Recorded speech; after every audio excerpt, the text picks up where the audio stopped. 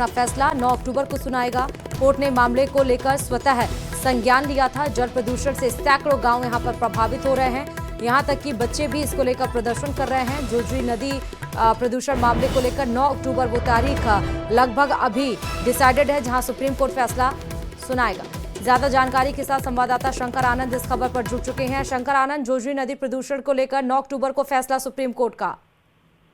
निश्चित तौर पर देखिए इस मामले को लेकर सुप्रीम कोर्ट जो है वो खुद काफी संजीदा नजर आ रही है, क्योंकि जिस तरह से इस मामले में सुप्रीम कोर्ट के द्वारा स्वतः संज्ञान लिया गया और राजस्थान का जो जोजरी नदी है वहां पर जिस तरह से प्रदूषण का स्तर लगातार बढ़ा है और खास तौर पर जिस तरह से वहां पर कई फैक्ट्री का जो केमिकल युक्त जहरीला पानी है वो उस नदी में गिर रहा है, जिसके वजह से जो पानी जो है काफी बदबूदार और खेतों को बंजर कर रहा है। गांवों के तालाब और कई कुएं जो हैं वो प्रदूषित हो रखे हैं। तो इन तमाम मामलों की गंभीरता को देखते हुए जो स्वास्थ्य पर जिस तरह से खतरा बना हुआ है, इसी मामले को लेकर जो आगे की इस मामले पर जो सुनवाई है वो लगातार इस मामले की हो रही है। लेकिन इस मामले में अब 9 अक्टूबर को कोर्ट के द्वारा फैसला सुनाया जाएगा।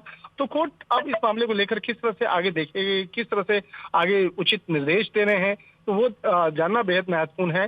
तो इस मामले में 9 अक्टूबर की तारीख जरूर मुकर्रर हुई है, लेकिन एक तरह से कहा जा सकता है कि वहां के काफी ऐसे किसान और जो आम लोग जो वहां रहने वाले हैं आसपास में, उनके लिए एक बड़ी राहत की खबर जरूर कही जा सकती है, क्योंकि सुप्रीम कोर्ट इस मामले को लेकर काफी संजीदा और काफी एक संवेदनशील तरीके से इस मामले पर कोर्ट पर नजर बनाए हुए हैं।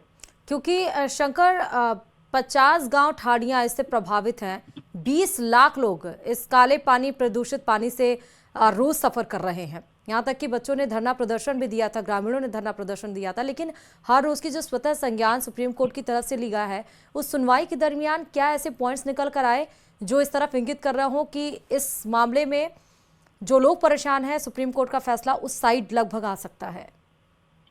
देखिए, सुप्रीम कोर्ट जो है जिस तरह से इस मामले में काफी गंभीरता से देख रही है और इस मामले को लेकर जिस तरह से पिछले सुनवाई में कहा गया था, जो जस्टिस विक्रम नाथ हैं उन्होंने और जस्टिस संदीप मेहता उन्होंने कहा कि ये मामला बेहद संगीन है और इस मामले पर खुद चीफ जस्टिस ऑफ इंडिया जो है उनकी बेंच को ये मामला भेजा जाए, क्योंकि जिस तरह से कई उद्योग कई फैक्ट्रियों का जो गंदा पानी है वो इस नदी में गिर रहा है और जिससे तकरीबन यहाँ पे 30 लाख से ज्यादा लोग, यानी कि काफी लोग जो है वो प्रभावित हो रहे हैं। जंगल में रहने वाले जो पशु हैं, पक्षी हैं, वो भी इसका शिकार हो रहे हैं और राजस्थान का एक बड़ा तबका जो है ये प्रभावित हो रहा है। तो इन तमाम मामलों की गंभीरता को देखते हुए कोर्ट के द्वारा इस मामले को स्वतः संज्ञान लिया गया और अब 9 अक्टूबर को कोर्ट इस मामले पर किस तरह से फैसला सुनाएगी वो देखना लाजमी होगा। ठीक है शंकर, बहुत शुक्रिया तमाम जानकारी देने के लिए। तो पास बहने वाले घरों में दरारें आ चुकी हैं। देखिए आप, 20 लाख परिवार इससे प्रभावित हुए हैं। जहरीले पानी पीने की वजह से लोग वहां से पलायन कर रहे हैं, क्योंकि लोग वहां पर बीमारियों का शिकार हो रहे हैं। 50 गांव ठाड़ियां इससे प्रभावित हो रही हैं, फसलें बर्बाद हो रही हैं। और चलिए बात बांसवाड़ा से बड़ी खबर की। सांसद राजकुमार रोत ने प्रदर्शन किया है कलेक्ट्रेट गेट पर। यह विरोध प्रदर्शन सांसद राजकुमार रोत की तरफ से किया जा रहा है। बीएपी कार्यकर्ता और पदाधिकारी भी मौके पर मौजूद हैं। 30 सूत्रीय मांगों को लेकर कलेक्टर को ज्ञापन सौंपा गया है। मुआवजा सहित कई मांगों को लेकर यह ज्ञापन यहां पर दिया गया है। तो बांसवाड़ा से बड़ी खबर, बीएपी के जो कार्यकर्ता हैं वो भी इस विरोध प्रदर्शन में शामिल हैं, पदाधिकारी भी शामिल हैं। तस्वीरें आपके सामने हैं। सांसद राजकुमार रोत 30 मांगों के साथ यहां पर प्रदर्शन करते हुए नजर आ रहे हैं। कलेक्टर को हालांकि ज्ञापन भी सौंपा गया है। मुआवजा सहित कई और सारी मांगे हैं जिसको लेकर ये बड़ा प्रदर्शन बीएपी पार्टी की तरफ से, और जिसमें सांसद राजकुमार रोत इसको लीड करते हुए आपको बांसवाड़ा में नजर आ रहे हैं।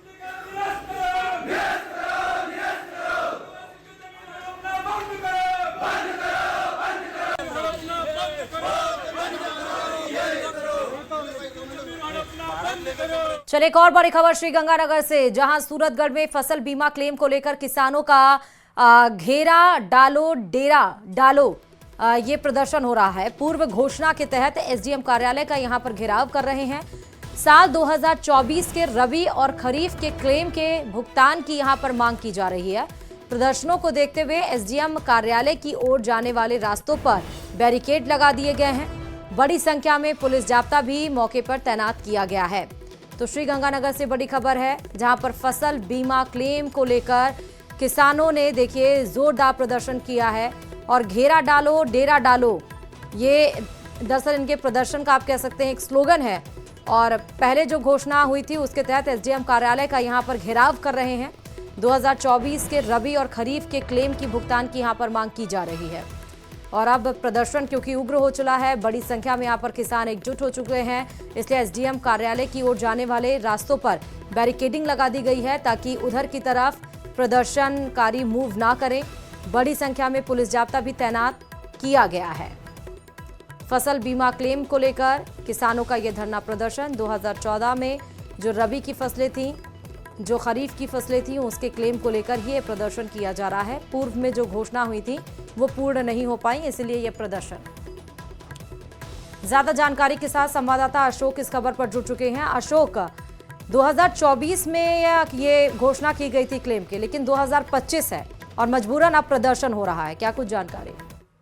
बिल्कुल, देखिए श्रुति, आप ठीक करें। वर्ष 2024 की न केवल रबी बल्कि खरीफ फसल के क्लेम के भुगतान की मांग को लेकर किसानों के द्वारा पिछले काफी समय से प्रशासन को ज्ञापन दिया गया और यहाँ तक कि पिछले कुछ दिनों से तो लगातार धरना भी दिया जा रहा है। लेकिन जब प्रशासन की कानों पर जू तक नहीं रहेंगी तो आखिरकार स्थानीय किसानों के द्वारा आज घेरा डालो डेरा डालो प्रस्ताव कार्यक्रम के तहत एसडीएम कार्यालय का घेराव किया जा रहा है। और एसडीएम कार्यालय के घेराव को देखते हुए स्थानीय प्रशासन के द्वारा जहां एसडीएम कार्यालय के चारों ओर बैरिकेडिंग की गई है तो आसपास के थाना क्षेत्रों का पुलिस जाब्ता भी तैनात किया गया है। पिछले कई दिनों से घेरा डालो डेरा डालो कार्यक्रम की तैयारियों में स्थानीय किसान जुटे हुए थे, गांव-गांव ढानी संपर्क कर रहे थे ताकि आज के इस कार्यक्रम को सफल बनाया जा सके और प्रशासन पर 2024 के रबी और खरीफ के क्लेम भुगतान की मांग को लेकर एक दबाव बनाया जा सके, जो अभी तक कारगर होता हुआ भी दिखाई दे रहा है। फिलहाल प्रशासन के द्वारा माफी चाहूंगा, स्थानीय किसानों के द्वारा प्रशासन से बीमा कंपनी के प्रतिनिधियों से वार्ता करने की मांग रखी गई है और किसानों ने चेताया कि यदि उनकी मांगों पर सकारात्मक कार्रवाई नहीं की गई तो जल्द ही एसडीएम कार्यालय में जबरन किसान प्रवेश कर जाएंगे। फिलहाल मौके पर सुरक्षा बल भी तैनात है तो किसानों की प्रदर्शन और सभा भी जारी है। जी श्रुति, तो इस पे प्रशासन कोई बातचीत कर रहा है? आखिर ये रोज का रोज धरना हो रहा है, आज तो उग्र बड़ी संख्या में यहाँ पर किसान मौजूद हैं, तो इसका रिजल्ट क्या निकल रहा है अशोक? देखिए श्रुति, ऐसा नहीं कि पहली बार किसानों को अपने फसल क्लेम के बकाया के भुगतान की मांग को लेकर धरना देना पड़ रहा हो। कमोबेश ये स्थिति हम हर वर्ष देखने को हमें मिलती है।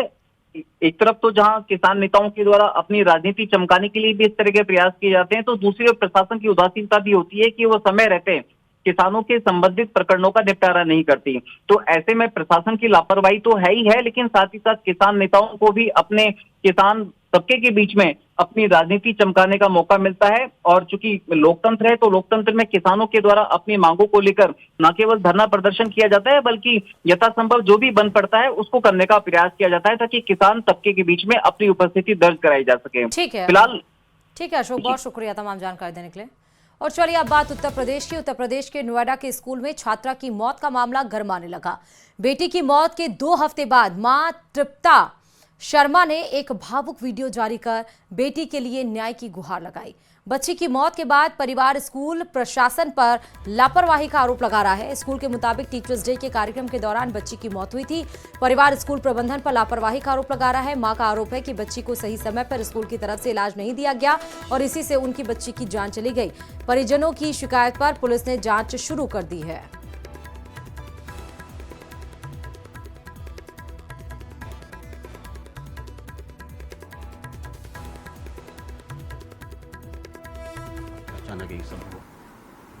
मुझे सुबह 11:30 बजे कॉल आया था टीचर्स का कि आपकी बेटी फेंट हो गई है, हम उसे हॉस्पिटल लेके जा रहे हैं, आप सीधा हॉस्पिटल पहुंचे। अच्छा, फिर आप यहाँ से गई थी डायरेक्ट या फैमिली को कोई किसी को? हमारी फैमिली से पहले उसके चाचा हैं, पहले वो पहुंच गए थे, मैं बाद में पहुंची थी। बट जब हमारी फैमिली पहुंची थी तो she was told as brought dead case.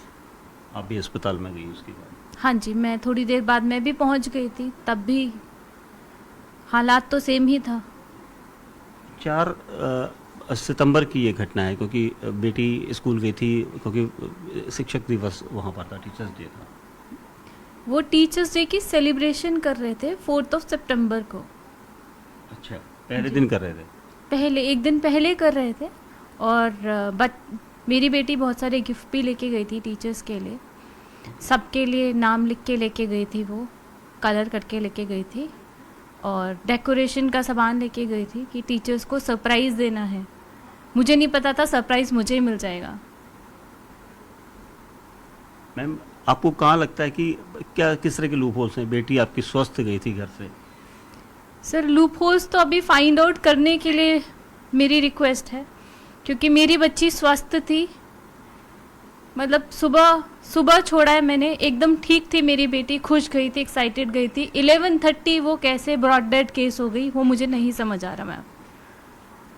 Police को आपने शिकायत दी है, उसमें ये भी लिखा है आपने कि स्टेटमेंट अलग अलग नज़र आ रहे हैं आपको। जी सर, मुझे स्टेटमेंट अलग अलग नज़र आए थे। टीचर्स ने अलग स्टेटमेंट दिया है, स्कूल के स्टाफ ने दूसरा स्टेटमेंट दिया है। सर मैं ऑलरेडी इस चीज़ पे डिस्कस कर चुकी हूँ, मुझे और स्टेटमेंट्स पे बात नहीं करनी। आप क्या चाहती हैं बात? मैं चाहती हूँ कि एक सच सामने आए कि हुआ क्या है और मुझे दिखाया जाए कि आखिरी कुछ घंटों में मेरी बेटी क्या कर रही थी, किसके साथ थी, उसके साथ क्या हुआ है और what is the reason for her death. I just need the truth. बिल्कुल। देखिए, काफ़ी इतना बड़ा दुख एक माँ को है, क्योंकि हम भी ज़्यादा सवाल इसलिए नहीं कर पा रहे क्योंकि वो बात करने की स्थिति में नहीं है, और उनकी यही मांग है कि इस पूरे फैक्ट्स को चेक किया जाए, क्योंकि आखिरी समय में उनकी बेटी के साथ ऐसा क्या हुआ कि वो अचानक बेहोश हो गई। और जिस तरह से स्कूल के स्टेटमेंट आए हैं, क्योंकि स्कूल के एक टीचर्स ने ये बोला कि बच्ची बेहोश हो गई थी, जिन्हें बेहोशी की हालत में अस्पताल ले जाया गया। उसके बाद परिवार को इन्फॉर्म किया गया, फ़ोन किया गया, परिवार के दूसरे सदस्य अस्पताल पहुंचे, लेकिन बच्ची नहीं रही थी। और उसके बाद से ही परिवार ये चाहता है कि इस पूरे मामले में निष्पक्ष जांच हो। स्कूल के काफ़ी बड़ी जिम्मेवारी बनती है कि कैसे वो इस पूरे जो बच्चों का भविष्य है उसको बनाने के लिए एक बड़ी फीस लेते हैं। उसके बाद सुरक्षा की लेकर सवाल उठाए हैं। हमने खुद देखा था कि तृप्ता जी ने अपनी एप्लीकेशन में स्कूल को ये भी लिखा है कि स्कूल के अंदर ट्रीटमेंट एकदम से देने के बजाय अगर वो बाहर हॉस्पिटल जल्दी लेकर जाते तो शायद बच्ची को एकदम से रिस्पॉन्स मिलता, लेकिन स्कूल के अंदर बच्चे लेकर गए। तो कई सारी चीज़ें इन्होंने यहाँ पर की हैं। हालांकि पोस्टमार्टम के बाद बिस्टा रिपोर्ट आनी है और सीसीटीवी फुटेज को लेकर यहाँ पर बात की गई है। आपको सीसीटीवी फुटेज दिखाया था क्या मैम? नहीं, मुझे अभी तक नहीं दिखाया गया। देखिए, अभी सीसीटीवी फुटेज भी नहीं दिखाया गया। हालांकि परिवार की मांग है कि उनको निष्पक्ष यहाँ पर जांच चाहिए, एक न्याय चाहिए मां को, और इसीलिए ये परिवार यहाँ पर न्याय की गुहार कर रहा है। कैमरा क्लास 6ठी की छात्रा तनिष्का की मौत का मामला अब लगातार तूल पकड़ता जा रहा है। इस वक्त हम नोएडा के सेक्टर 31 प्रेसिडियम स्कूल के बाहर मौजूद हैं और आपको बता दें टीचर्स डे के दिन तनिष्का की मौत हुई थी, संदिग्ध परिस्थितियों में मौत हुई थी, जिसके बाद लगातार न्याय की गुहार लगा रही जा रही है। और अब बता दें तनिष्का की मां का एक वीडियो अब एक बार फिर से वायरल हुआ है, जिसमें मां ने न्याय की गुहार लगाई है। साथ ही ये भी कहा है कि अंतिम समय क्या कुछ हुआ ये जानना बेहद जरूरी है ताकि बेटी को न्याय मिल सके। और आपको बता दें उस दिन टीचर्स डे भी था, यहाँ पर कार्यक्रम हो रहा था और एकाएक तनिष्का की मां को फोन आता है 11:30 बजे के आसपास, जिसमें कहा जाता है उनकी बच्ची फेंट यानी बेहोश हो गई है। लिहाजा वो निजी अस्पताल पहुंचे। मां जब वहां पहुंचती तो डॉक्टर बताते हैं कि बच्ची ब्रॉड डेड थी। लिहाजा तमाम गंभीर आरोप लगाए जा रहे हैं मां की तरफ से स्कूल मैनेजमेंट पर। और आपको बता दें ये वही स्कूल है जहां पर 4 तारीख को तनिष्का पहुंची हुई थी, कार्यक्रम में पहुंची थी हिस्सा लेने के लिए, और उसके बाद एकाएक संदिग्ध परिस्थितियों में मौत हो जाती है। फिलहाल मां लगातार न्याय की गुहार लगा रही है। मां का कहना है कि जो भी तमाम तथ्य हैं वो सामने आने चाहिए। सीसीटीवी भी अब तक नहीं शेयर किया गया। ये तमाम चीज़ें स्कूल मैनेजमेंट को शेयर करनी चाहिए। दूसरी तरफ पोस्टमार्टम रिपोर्ट की अगर बात करें तो शुरुआती तौर में जो रिपोर्ट आई है उसमें ब्रेन हेमरेज की बात कही गई है, लेकिन मौत की असल वजह क्या है ये स्पष्ट हो सके इसके लिए बिस्रा प्रिजर्व किया गया है। हालांकि जानकार बताते हैं कि बिस्रा की रिपोर्ट करीब 30 से 45 दिनों में आती, लिहाजा उसमें वक्त लग रहा है। लेकिन अभी तक मां की तरफ से एक आरोप ये भी है कि पुलिस की तरफ से कोई कार्रवाई नहीं की गई है, FIR दर्ज नहीं की गई है, लिहाजा न्याय नहीं मिल पा रहा है। फूलों जैसी बेटी थी, परियों की तरह पाला था, लेकिन अब तक न्याय की गुहार लगा रहे। 18 दिन से ज्यादा का वक्त हो चुका है, लेकिन मृतका तनिष्का को अब तक न्याय नहीं मिला है। लिहाजा तमाम गंभीर आरोप मां की तरफ से लगाए जा रहे हैं। और इस स्कूल जहां मौजूद हैं सेक्टर 31 प्रेसिडियम स्कूल, यहीं का ये पूरा प्रकरण है। कैमरामैन विपिन के साथ हिमांशु शुक्ला, न्यूज़ 18 नोएडा। कर रहे हैं।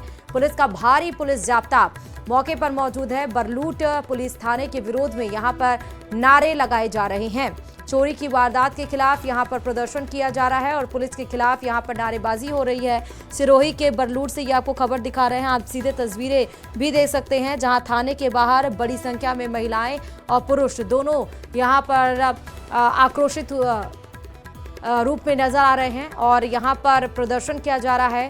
पुलिस का भारी जाब्ता भी एक तरफ तैनात है और बरलूट पुलिस थाने के विरोध में ये नारे लग रहे हैं क्योंकि चोरी की वारदात यहां पर हुई थी और चोरी की वारदात को लेकर ही लोगों में आक्रोश है और लगभग बरलूट थाने के ही यहां पर नारे लगाए जा रहे हैं के खिलाफ। तो पुलिस के ऊपर भी यानी कि नारेबाजी यहां पर हो रही है कि पुलिस गंभीरता क्यों नहीं दिखा रही है।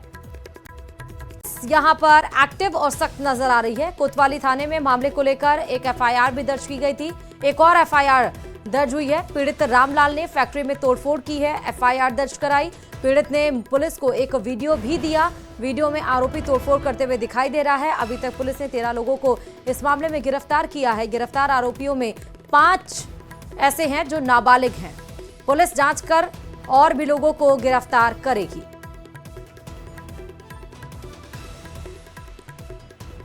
कोटा में आयकर विभाग की बड़ी कार्रवाई देखने को मिली। दिल्ली से आई आयकर विभाग की टीम की छापेमारी हो रही है। राज्य की आयकर अन्वेषण शाखा भी साथ में मौजूद है और कोटा में 10 ठिकानों पर आयकर की ये छापेमारी हो रही है। लगभग अनुमान जताया जा रहा है कि 2 से 3 दिन तक ये कार्रवाई चलेगी और आयकर टैक्स में अनियमितता मिलने पर यह कार्रवाई बड़े स्तर पर हो रही है। दरअसल पिगमेंट से संबंधित उत्पादों का यहां पर निर्माण होता है। कार्रवाई के दौरान फैक्ट्री में कार्यरत मजदूरों को भी अंदर ही बंद रखा। ज्यादा जानकारी के साथ ग्राउंड जीरो से हमारे संवाददाता हिमांशु जुड़ चुके हैं। हिमांशु, लगभग कुछ घंटे बीत चुके हैं आयकर विभाग जब वहां पर बड़े स्तर पर 10 ठिकानों पर छापेमारी कर रहा है और यहां पर देखिए बताया जा रहा है कि पिगमेंट से संबंधित यहां पर उत्पाद होते थे। तो किस तरह से ये खबर लगी, क्या कुछ रहा सिलसिलेवार तरीके से जरा बताइएगा। देखिए, कोटा का ये इंद्रप्रस्थ इलाका है जिसका रोड नंबर 5 और यहाँ मित्तल पिगमेंटेशन की फैक्ट्री है जहां पर ये कार्रवाई की गई है। दिल्ली से आई आयकर विभाग की टीम ने ये बड़ी छापेमारी की है जिसमें जो फैक्ट्री है और फैक्ट्री के साथ में आवास पर ये कार्रवाई चल रही है। और इन सब के साथ में एक और अपडेट दे दें कि ये कार्रवाई न केवल कोटा में चल रही है बल्कि इसके साथ में दिल्ली, जम्मू कश्मीर के कठुआ और महाराष्ट्र के नागपुर, इन तमाम जगहों पर मिलाकर के कुल 10 ठिकानों पर ये कार्रवाई चल रही है। आयकर विभाग, जैसा मैंने बताया, दिल्ली की टीम तो इस पूरी कार्रवाई को अंजाम दे ही रही है। राज्य जो अन्वेषण की जो टीम है वो भी इस कार्रवाई में इन्वॉल्व है और फिलहाल सुबह से ये कार्रवाई लगातार जारी है और मोटे तौर पर बड़े पैमाने पर वित्तीय अनियमितता से जुड़ा हुआ मामला था जिसको लेकर के शिकायतें विभाग के पास में पहुंची थी, तथ्य विभाग के पास में पहुंचे थे और जिसके बाद में बड़ी कार्रवाई प्लान करके इस कार्रवाई को अंजाम दिया जा रहा है। कार्रवाई फिलहाल चल रही है। तस्वीरें आपको जहां से दिखा रहे हैं जहां पर ये पूरी की पूरी कार्रवाई चल रही है। जैसा मैंने आपको बताया कि इस छापेमारी के साथ में शिकायत थी और बड़े पैमाने पर ये कंपनी जो मित्तल पिगमेंट कंपनी है जिंक कारोबार और माइनिंग के क्षेत्र में जुड़ी है। इसमें जिंक और लेड की जो बैटरी है उनकी प्लेटें बनती है। छापेमारी में कोटा के अलावा दिल्ली, कठुआ, नागपुर में भी ये कार्रवाई चल रही है और करीब 250 से 300 कर्मचारी इस फैक्ट्री के अंदर मोटे तौर पर काम करते हैं। खातों की जांच की जा रही है, लैपटॉप और कंप्यूटर्स की जांच की जा रही है और बड़े पैमाने पर जांच के साथ में तमाम जो अनियमितताएं हैं उनको फिलहाल आयकर की ये बड़ी जो टीम है वो यहाँ पर आइडेंटिफाई कर रही है। जिस तरह की शिकायतें मिली, मोटे तौर पर जो है वो किसी को भी फैक्ट्री के अंदर ना ही आने दिया जा रहा है, ना ही कोई फैक्ट्री से बाहर जो है वो निकला है। पूरी तरह से फैक्ट्री को अंदर से लॉक किया हुआ है और आयकर विभाग की टीम हर कर्मचारी, हर अधिकारी, हर मजदूर से जो है वो पूछताछ कर रही है क्योंकि उनकी सैलरी को लेकर के भी एक बड़ा जो घोटाला है वो निकल करके आ रहा है, जो सूत्र बता रहे हैं। और अपने आप में इस कार्रवाई की जो डेप्थ है वो इस बात से समझी जा सकती है कि ये कार्रवाई कोटा के साथ में, जैसा मैंने आपको बताया, दिल्ली, जम्मू कश्मीर के जो कठुआ और इन सब के बाद में महाराष्ट्र के नागपुर में चल रही है और 10 ठिकानों पर एक साथ आयकर विभाग की दिल्ली की बड़ी टीम ने अंजाम दिया है। क्योंकि बड़े वित्तीय अनियमितता को लेकर के खबर आयकर विभाग तक पहुंची और जिसके बाद में इस पूरी बड़ी कार्रवाई को अंजाम दिया गया है। एक और अपडेट आपको दे दें कि ये कार्रवाई फिलहाल जो है ठीक है हिमांशु, बहुत शुक्रिया तमाम जानकारी देने के लिए और इसी के साथ इस वीडियो में, इस बुलेटिन में